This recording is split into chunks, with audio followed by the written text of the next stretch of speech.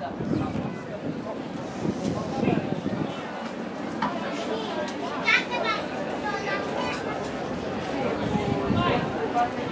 tarde a todos, muito obrigado pela vossa presença aqui na Feira do Livro de Lisboa,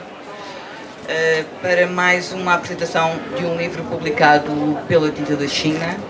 o livro sobre o centenário do Partido Comunista Português. Tem uma antologia de textos coordenada, escolhida, organizada e prefaciada pelo professor José Neves, que hoje é presidente do ICS, não, do Instituto de História Contemporânea. Eu meto com ele, peço desculpa, e com quem já fizemos vários livros ao longo dos anos. Esta foi uma proposta do Zé, à qual nós à partida dissemos logo que sim. Aliás, já temos outros livros sobre o PCP no nosso catálogo, e achamos que é um assunto que interessa sempre, e portanto para nós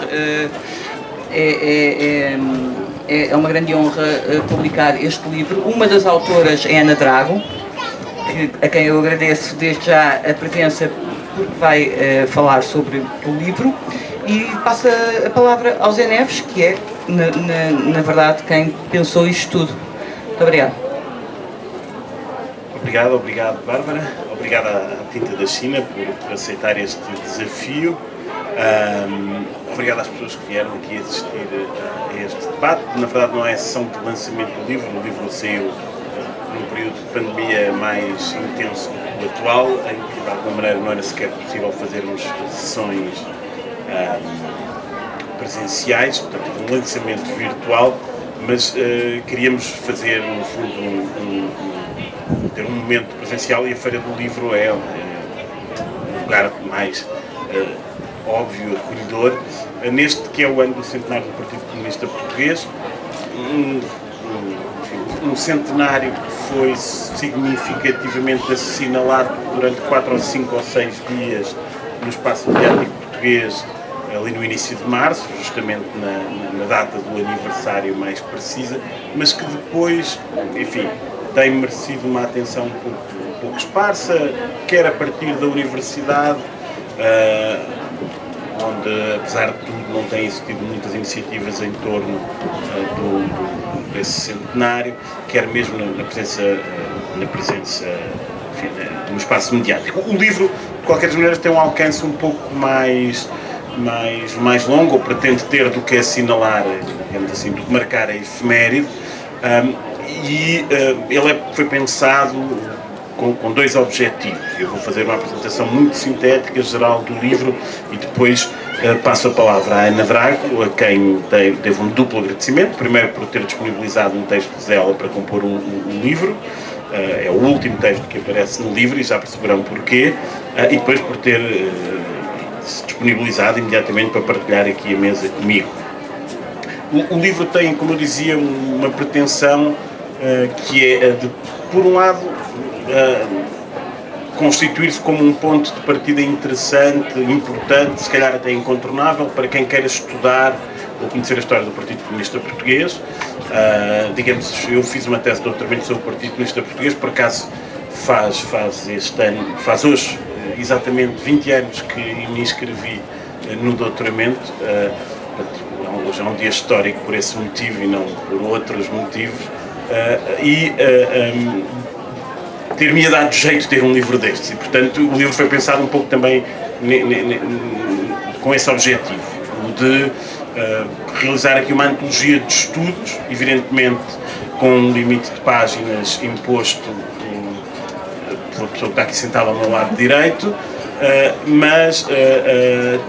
além do limite de páginas, digamos assim, o livro, cada um dos textos escolhidos é precedido de uma pequena nota, digamos assim, preambular, que foi elaborada por mim, que visa contextualizar esse texto num contexto mais amplo dos estudos sobre o comunismo, e portanto há uma lista grande de estudos que podem interessar a quem se queira debruçar sobre a história do Partido Comunista Português de ora avante. Depois, o livro, como é evidente, conta a história do Partido Comunista Português a múltiplas vozes que são às vezes contraditórias entre si, de alguma maneira. Portanto, há aqui vários pontos de vista sobre diferentes períodos do Partido Comunista Português, seja diferentes pontos de vista disciplinares, seja diferentes pontos de vista na medida em que são textos escritos em épocas muito diferentes. O primeiro texto que é publicado é um texto de 1971, portanto, a meio da história centenária do Partido Comunista Português. O texto mais recente é, de resto, o texto da Ana, e, portanto, seja porque são textos publicados em períodos diferentes, seja porque são textos publicados a partir de perspectivas disciplinares diferentes. Em alguns casos, nem sequer são textos que partem de alguma perspectiva disciplinar, mas que extravasam o campo da historiografia, como é o caso do texto da Ana Margarida de Carvalho, que é uma reportagem jornalística. Seja porque são textos escritos por pessoas com pontos de vista político ou ideológicos diferentes. É um texto é um livro a múltiplas vozes na forma como conta a história do Partido Comunista Português. Acho que é um texto que serve também para nós percebermos como é que a memória dessa história centenária foi sendo construída, e aqui integrando na memória a historiografia, enfim, como uma das, se quisermos, um dos ramos das práticas memorialísticas seria a prática historiográfica, academizada, sobretudo a partir dos anos 90, e, portanto, há aqui uma dupla história, a história do Partido Comunista Português e a história de como nós, enquanto sociedade, enquanto academia, não apenas portuguesa, fomos olhando para o Partido Comunista Português. A introdução que eu escrevi é isso, ela começa por contar a história do Partido Comunista Português, fazendo aquilo que é suposto os historiadores fazerem. Contam uma história, era uma vez um partido, e vai-se descrevendo a história do Partido Comunista Português, mas ali a dada altura, por volta de 71, começa-se a contar a história, digamos, dos trabalhos produzidos sobre esse mesmo passado, com o tal primeiro texto, que é aliás um texto de um jovem marxista, na altura, o José Pacheco Pereira, e que nos, enfim, disponibilizou justamente esse seu texto, que é o texto que abre o livro. Não é só porque, a meio da introdução, o livro se passa a debruçar sobre a memória, a historiografia do Partido Comunista Português, que ele para por aí. É porque, na verdade, a história feita sobre o Partido Comunista Português dos anos 70 em diante é muito escassa. O Partido Comunista Português, 50 anos da sua história, foram praticamente objeto de 3, 4 teses de doutoramento ou mestrado, se tanto, em algumas tratando de uma forma parcelar, ou seja, ele não constitui o principal objeto dessas teses, e desse ponto de vista esta antologia também creio que poderá fomentar, no fundo, o que me parece ser o mais importante se tivesse que desenhar um programa de investigação para a história do Partido Comunista Português, que é estudar os últimos 50 anos, fundamentalmente. Ou, se quiserem, o período já posterior ao 25 de Abril, ou até, enfim, posterior ao período revolucionário, porque digamos, as polémicas em torno da história do Partido Comunista Português centram-se em grande medida no período anterior.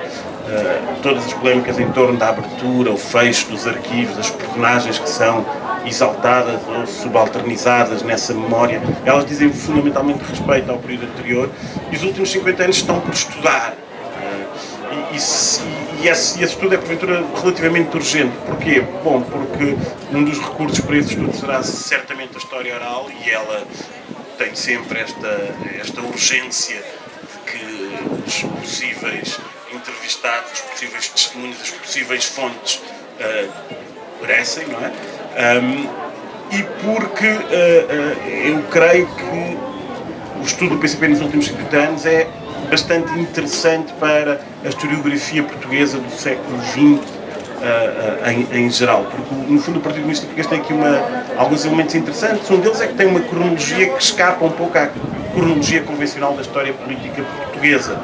Ele nasce no meio do regime republicano, evidentemente é marcado pela ditadura e pela revolução, mas é um partido particularmente sensível também à cronologia da história global, e, portanto, um ano como 89, é um ano em que o Partido Comunista Português participa de uma coligação que vai governar a cidade de Lisboa, protagonizada por Jorge Sampaio, e este livro realiza-se neste que é o primeiro dia de luto nacional pela figura de Jorge Sampaio. mas é também, evidentemente, um âmbito de debate, digamos assim, do sistema comunista e estas cronologias que não é, que são interessantes, que são desafiantes para o historiador fazer sentido delas, merecem ser estudadas de várias formas. Eu na introdução, e vou terminando a apresentação para passar a palavra à Ana, eu na introdução tento, de resto, pensar em voz alta, muito timidamente, vários objetos de estudo que se poderiam construir por uma agenda historiográfica em torno da história do PCP. Um é evidente, quer dizer, a ciência política, que é uma disciplina que tem crescido muito em Portugal. Não tenho nenhuma tese, por exemplo, sobre a evolução eleitoral do Partido Comunista Português ao longo destes últimos, ao longo do período democrático. Não conhecemos bem o que é que foi a implementação territorial do Partido Comunista Português a seguir ao 25 de Abril e daí em diante. Há um estudo quase que, digamos assim, uma espécie de sociologia histórica do Partido Comunista Português para este período que está por fazer, e existem bons exemplos de estudos deste género, por exemplo, para a França ou até para a Itália. Existem outros objetos de estudo que seriam interessantes para ligarmos a história do século XX português além dos regimes políticos, e que me parece muito evidente é o anticomunismo, ou seja, uma das coisas que precede a criação do Partido Comunista Português é o anticomunismo. Ele existe, digamos assim, na sociedade portuguesa, no debate público, antes de 1921, e ele atravessa, evidentemente com diferenças significativas, os vários regimes políticos, e ele é ainda um ator importante da história política do nosso presente. Bom, e existem certamente muitos outros exemplos, a história do sindicalismo, a história do movimento dos trabalhadores, do movimento operário, após 25 de Abril também está por estudar, antes do 25 de Abril em parte também. Portanto, este livro fica aqui cumpre uma tripla função. Quem quiser conhecer a história do Partido Comunista Português encontra aqui certamente um bom contributo. Quem quiser conhecer a história dos historiadores que foram escrevendo sobre o Partido Comunista Português e, desse ponto de vista, analisar o processo de construção da memória do Partido Comunista Português, também creio que encontrará aqui um contributo interessante e, mais desejavelmente ainda, talvez se encontrem aqui algum estímulo para vocês próprios continuarem um programa de investigação. Tem aqui vários autores reunidos e era basicamente isto que eu queria partilhar convosco. Passava a palavra à Ana. A Ana é a autora do único texto que está inserido neste livro, que em grande medida entra no período pós-revolucionário, se admitirmos que as relações são sempre completamente distintas. E portanto eu passo a palavra agradecendo a disponibilidade dela. Então, boa tarde a todos. Eu obviamente queria começar por agradecer em primeiro lugar a disponibilidade do Zé e o interesse dele em incluir uma participação minha nesta antologia, e obviamente também agradecer à Tinta da China e ao Zé Neves terem-me convidado para estar aqui hoje. Apesar de tudo, há um certo sentimento de gravitas quando se comemoram 100 anos de um partido que tem a relevância que tem na história contemporânea portuguesa, e portanto convidar-me para estar aqui e juntar-me à apresentação do livro tinha qualquer coisa de arriscado.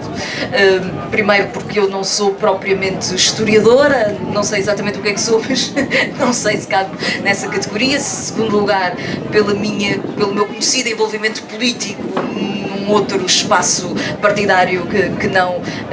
o do PCP, e depois o risco, obviamente, de eu dizer que o meu contributo para este livro é o fundamental do livro, o que obviamente eu vou dizer, mas de uma forma mais subtil. Ora bem, eu acho que o Zé fez aqui um exercício difícil, ambicioso, e ao mesmo tempo juntando-lhe uma capacidade crítica que é bem necessária. Ou seja, o Zé conseguiu reunir aqui um conjunto de textos que vão fazendo uma leitura quase cronológica daquilo que é o percurso e a vida política do PCP, a forma como interage com o movimento comunista internacional, com a União Soviética, os seus conflitos internos, os seus dilemas organizativos, a forma como se confronta e cria alianças no contexto da contestação ao Estado Novo, a forma como vive o período da transição democrática e o que aconteceu a seguir, e portanto, para quem pega no livro, esta antologia faz uma leitura e sistematiza uma leitura do que é o percurso e a vida do PCP. Ao mesmo tempo que o Zé vai sempre metendo o seu olhar e a sua leitura ao convocar-nos para a forma como diferentes autores e diferentes registros, seja disciplinares e, portanto, da história das ideias, de análises de conflito,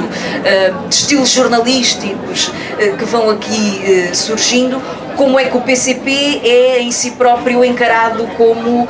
um objeto de inquirição e de produção historiográfica,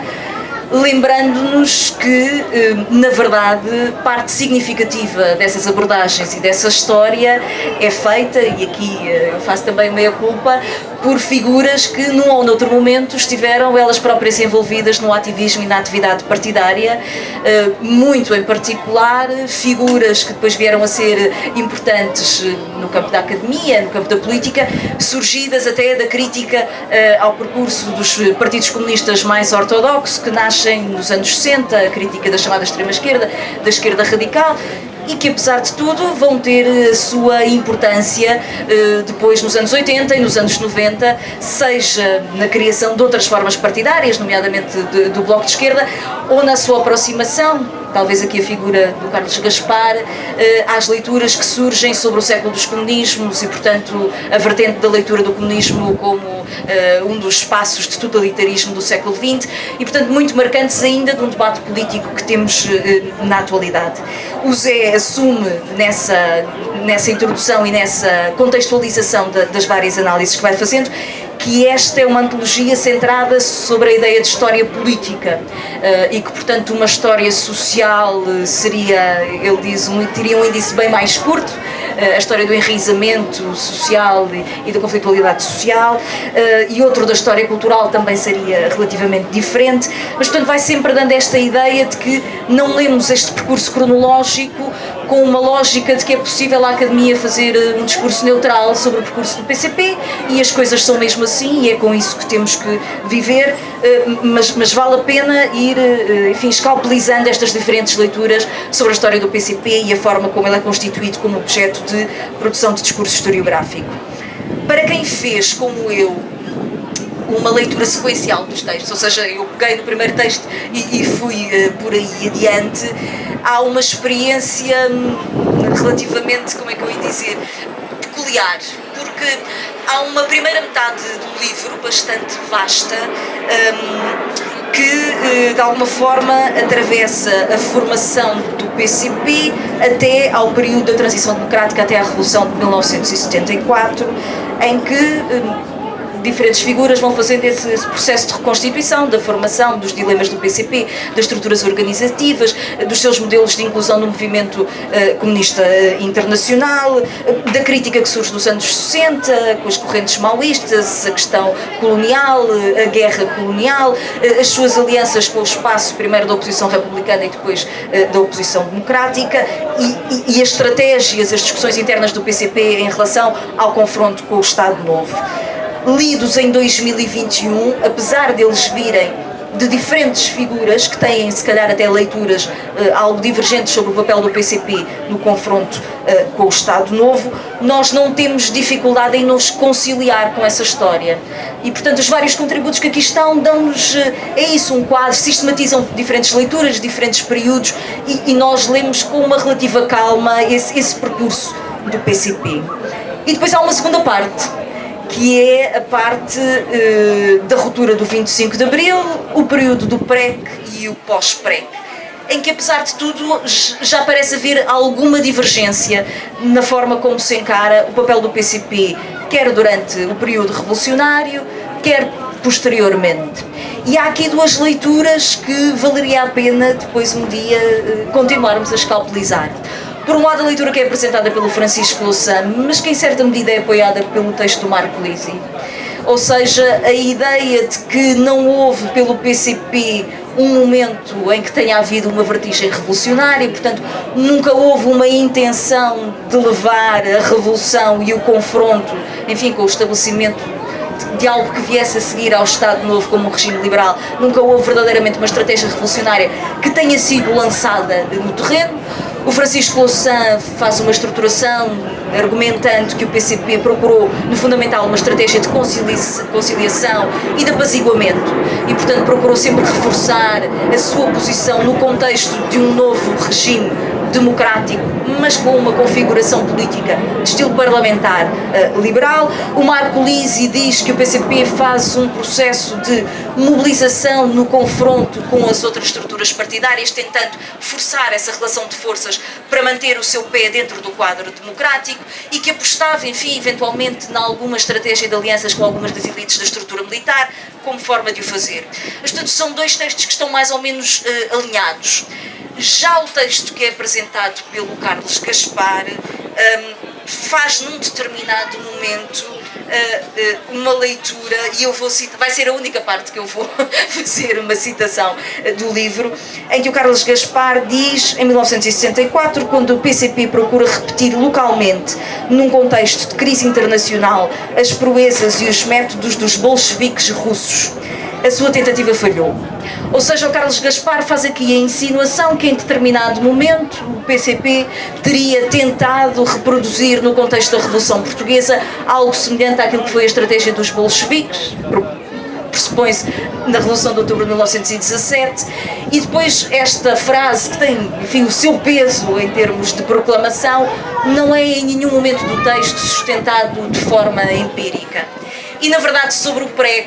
se calhar é mais o PREC de qualquer outro momento, até do que a história da clandestinidade, que alimenta esta nossa lógica um bocadinho fetichista sobre os arquivos do PCP. De alguma forma, todos nós gostaríamos um dia de encontrar os documentos estratégicos, a reunião, as figuras e os dirigentes que, num determinado momento, equacionaram uma estratégia revolucionária de confronto com o processo que estava em curso, ou daqueles que entenderam que ele não devia ser feito. Sabemos o que é que aconteceu, sabemos o que é que não aconteceu, mas continuamos a ter essa curiosidade sobre exatamente qual foi o debate político dentro da estrutura dirigente do PCP e, de facto, não temos uma leitura muito clara. Mas temos já esta dicotomia entre aqueles que entendem que o PCP não levou até às últimas consequências uma estratégia revolucionária e aqueles que entendem que levou e que falhou. E, enfim, a empiria aqui assim é relativamente escassa. E eu então agora vou fazer, vou defender a minha dama e vou dizer que na verdade há um desequilíbrio na antologia que eu acho que não é culpa de quem organizou a antologia, mas é de facto da leitura e da produção historiográfica sobre o PCP que parece relativamente desequilibrada. Há quase uma espécie de contradição, ou seja, sobre o período em que o PCP vive na clandestinidade e, portanto, seria mais difícil aceder a fontes, seja escritas, documentais ou até a figuras. Há uma relativa produção já significativa, enfim, no nosso campo académico, já sobre o período subsequente, do 25 de Abril até à atualidade, essa produção é relativamente mais escassa. Em certo sentido, é quase como se houvesse uma leitura de que, a partir de 1974, o PCP perdeu a sua capacidade de produzir história. E, portanto, ele tem algumas referências em algumas teses que abordam movimentos sociais ou da ciência política, em que o PCP é mais ou menos remetido a uma leitura sobre os seus resultados eleitorais e as suas variações, mas o PCP como objeto deixa de produzir o mesmo interesse na nova geração. Ora, é relativamente paradoxal porque o PCP, eu creio, está profundamente ligado ainda hoje ao processo de institucionalização do regime. Ora, ou seja,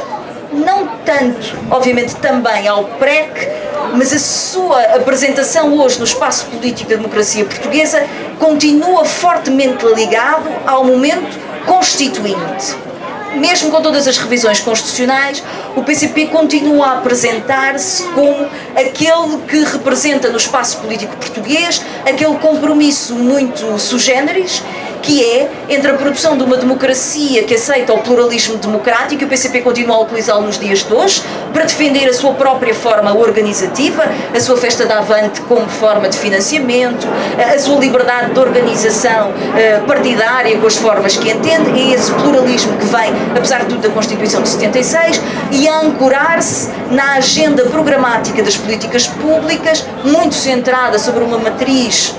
fortemente socialista e, portanto, que tem a ver com a proteção do trabalho, com os direitos sociais, a saúde e a educação, e o PCP continua a referenciar-se a esse momento constituinte, ainda durante o tempo do PREC, a institucionalização do regime, que é a Constituição de 1976, e, portanto, ele apropria-se desse momento. E depois no próprio conflito democrático há uma certa estranheza que há agora alguma recuperação de leituras históricas sobre o movimento popular do PREC, que procuram ir a uma história mais subterrânea e social, seja as comissões de moradores, seja outro tipo de atuação das organizações de trabalhadores. Eu confesso que ainda não li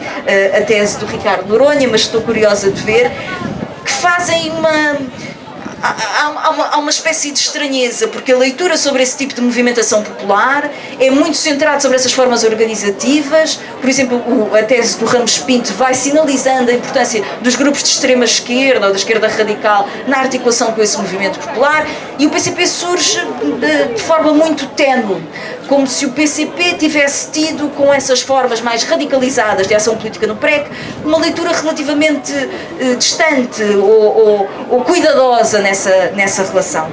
Mas, apesar de tudo, a partir do momento em que esse movimento popular é derrotado pela forma institucional do regime e se vai perdendo nos tempos, o PCP vai se tornando no quadro democrático um referente fundamental dos conflitos do regime, por ser obviamente do lado do Muro de Berlim, mas também pela forma como vai influenciando constantemente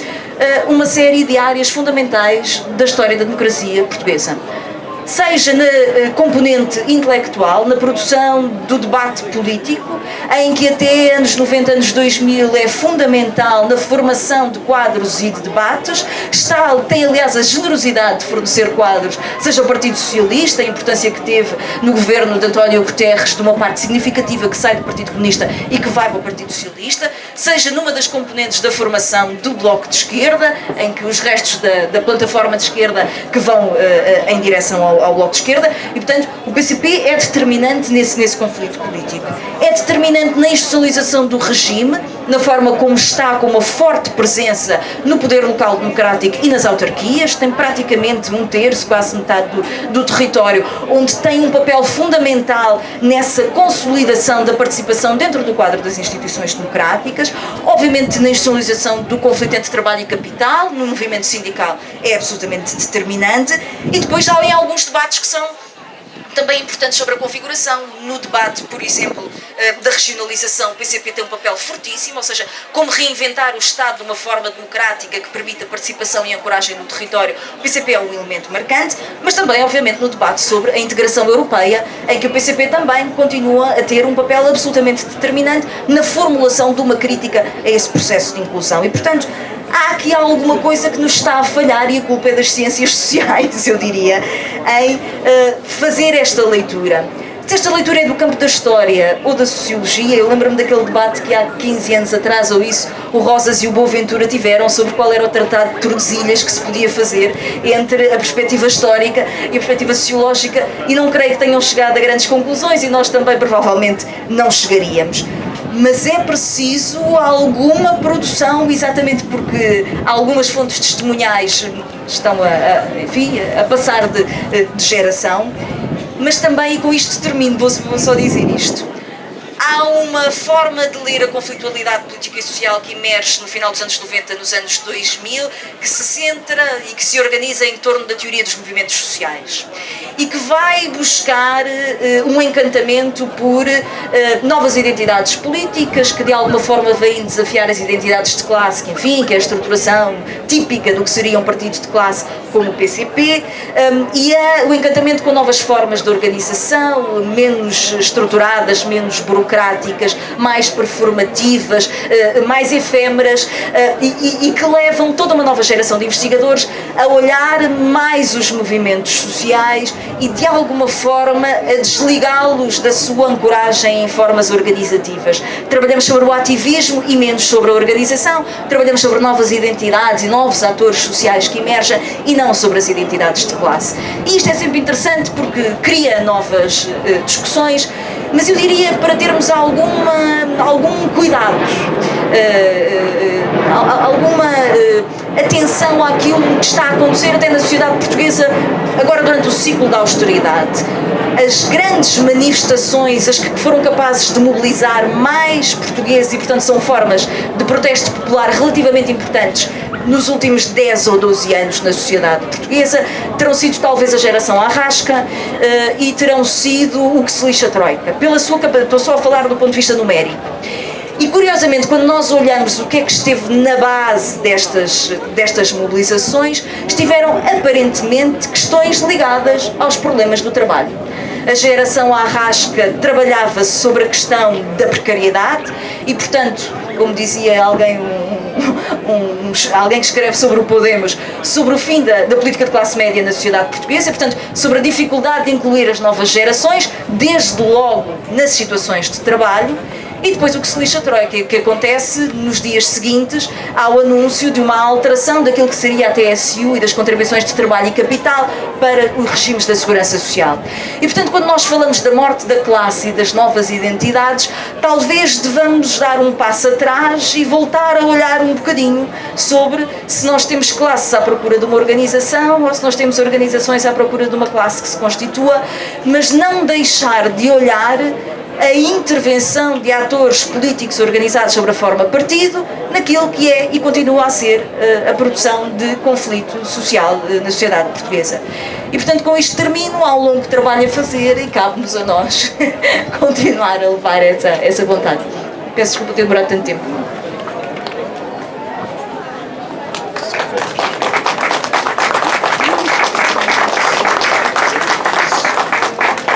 Alguém que queira colocar muito brevemente uma questão, não por nós, mas porque o tempo aqui é cronometrado. Se houver alguém que queira colocar uma questão lancinante, se não, e me encerrando, eu agradecia à Ana, só fazia um comentário muito breve, acho, só para contextualizar, porque acho que o texto,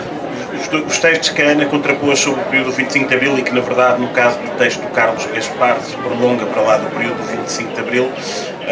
que é um texto inserido num livro com um título muito provocatório, publicado logo em início dos anos 90, Rumo à Memória. O texto do Carlos Gaspar é dessa altura e, portanto, é um texto que tem um contexto internacional muito evidente, e isto não é uma forma, digamos assim, de diminuir o texto. É um texto de uma inteligência política bastante acutilante, digamos assim. É um enredo, digamos assim, político muito bem construído na sua narrativa. E o texto de Francisco Louçã é um texto dos 10 anos do 25 de Abril. E é um texto também muito astucioso, porque é um texto em que um jovem estudante, ainda na altura, creio eu,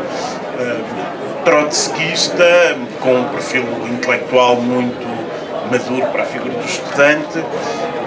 escreve um ensaio a defender o Partido Comunista Português das acusações de que ele queria tomar o poder. E, portanto, é um texto em que, digamos assim, ele sai a ganhar duas vezes, digamos assim. Mas é um texto muito inteligente, escrito nos 10 anos da Revolução de Abril. Isto para dizer, e termino, o contexto dos 50 anos do 25 de Abril é um contexto interessante do ponto de vista do exercício da memória que vai suscitar, para também nesse quadro se poder trabalhar um conjunto de questões sobre a história do Partido Comunista Português. A Ana não referiu, ao contrário do que tinha prometido, o texto dela em particular, mas evidentemente a questão municipal, a questão autárquica associada à questão da habitação, e o que é que está em causa na questão da habitação, se é uma questão de classe no sentido produtor, o operário que trabalha, ou se é uma questão económica, mas num sentido já mais amplo, para lá da figura do trabalhador, da família. É uma questão muito bem trabalhada, creio eu, no texto dela, que no fundo é uma parte também da tese de doutoramento que ela irá publicar num dia mais cedo que tarde, esperamos. Há um conjunto de trabalhos desta índole que eu acho que